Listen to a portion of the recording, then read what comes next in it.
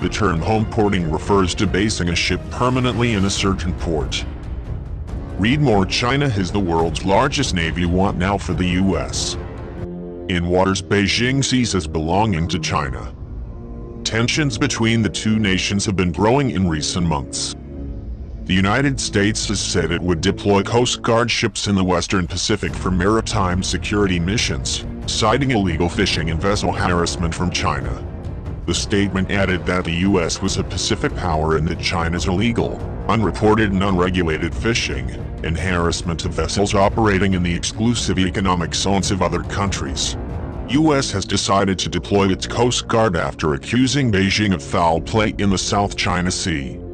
In the Indo-Pacific threatens our sovereignty, as well as the sovereignty of our Pacific neighbors, and endangers regional stability.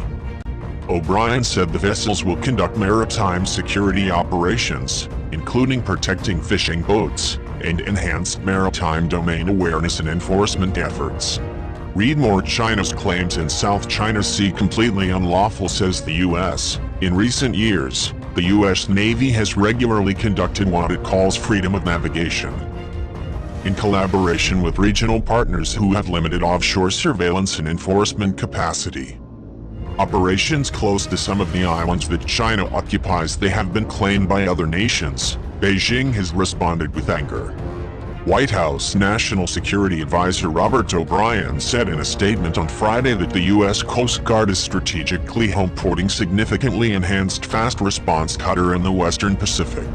The United States had repeatedly accused China of breaking international law by sending warships as escorts for Chinese fishing vessels into other countries' fishing waters. China claims nearly the entire South China Sea, which has been contested by several nations including Malaysia, Taiwan and Indonesia. U.S. Defense Secretary Mark Esper said in July that there has been a catalog of bad behavior in the South China Sea over the previous months and accused the Chinese military of several misdeeds, including the sinking of Vietnamese fishing boat. The announcement comes as the U.S. Secretary of State Mike Pompeo said the EU's top diplomat, Josep Borrell, had launched the first US-EU dialogue on China on Friday. Glad to have this forum as a dedicated space to discuss the full range of the challenges Beijing poses to our mutual interests and values, Pompeo tweeted.